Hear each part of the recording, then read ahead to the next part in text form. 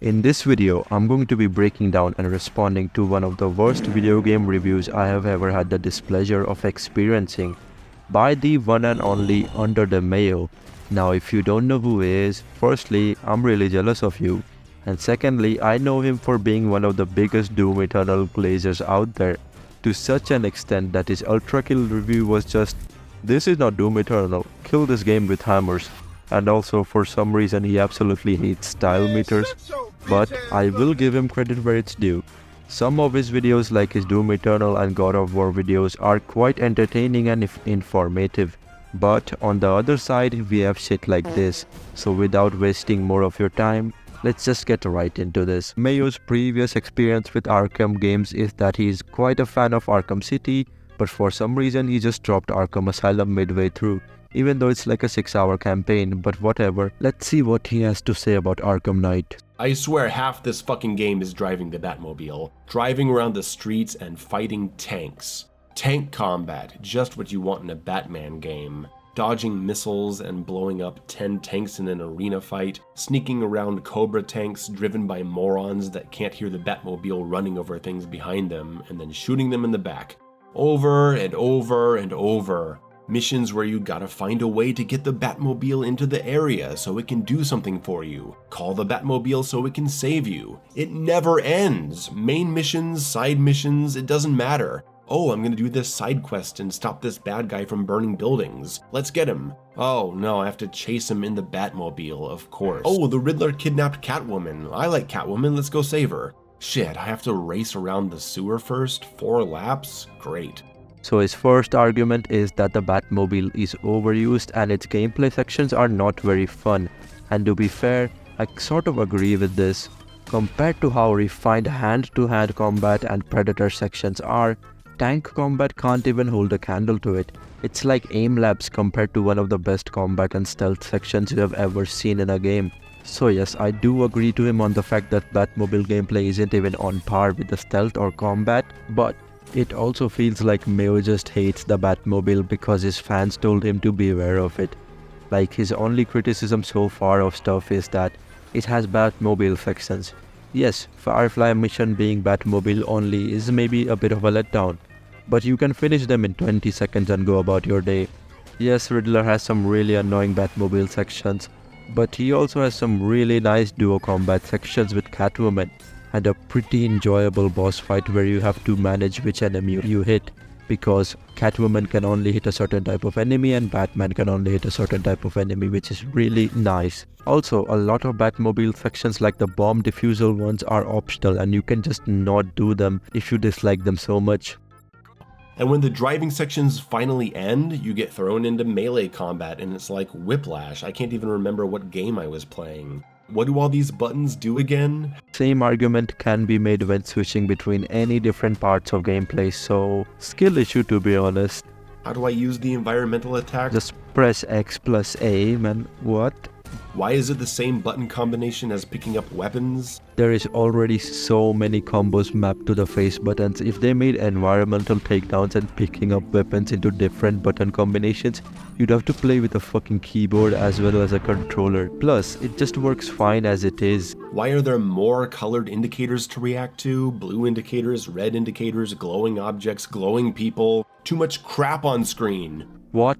Most of these have been here since Arkham Asylum, so if your enemies are glowing blue, you can either do an environmental takedown or do a Batmobile assisted takedown, or if a weapon is glowing blue, you can pick it up. The red one means you can't counter this fucker, so move out of the way or batarang him. The blue one means counter, and the yellow one means he's British.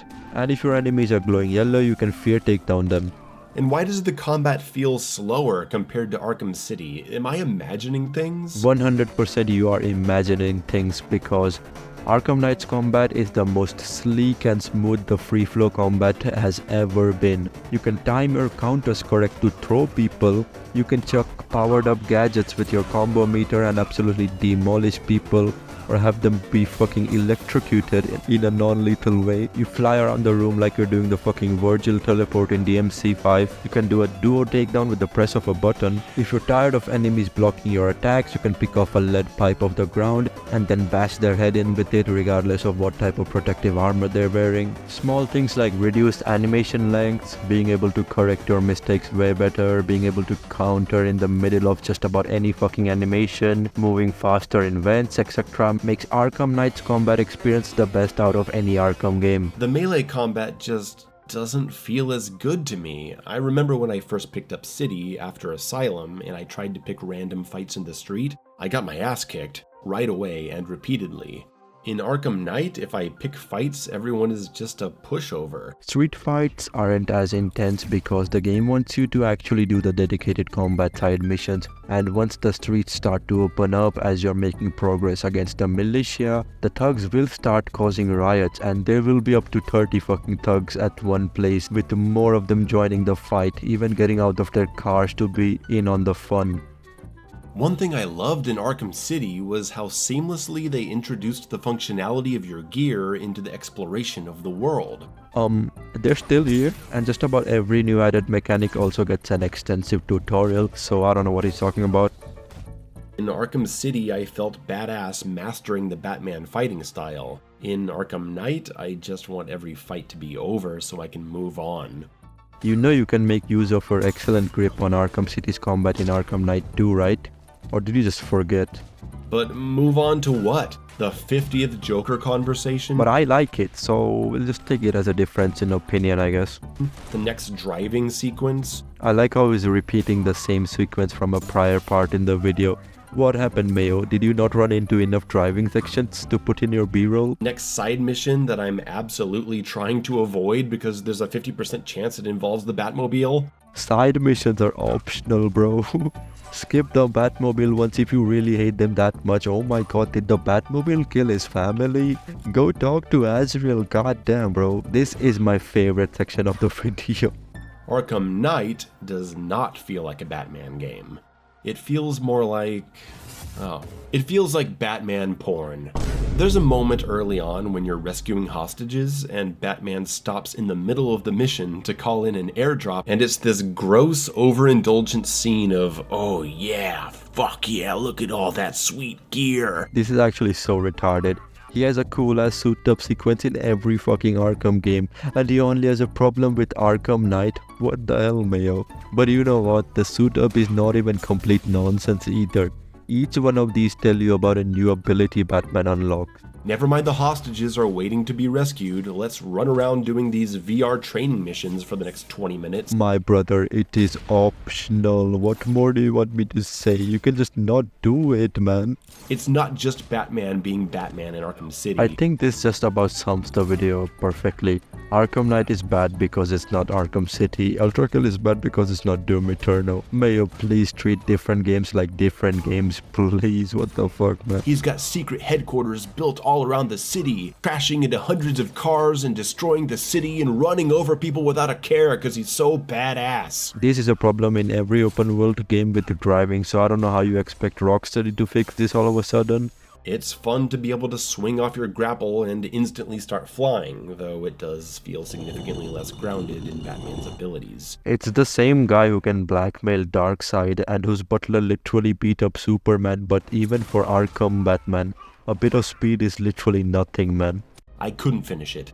I made it halfway into the Harley Quinn section and I gave up. The game should have had Subway Surfers in the side and text-to-speech TikTok voice guiding him so he could play properly.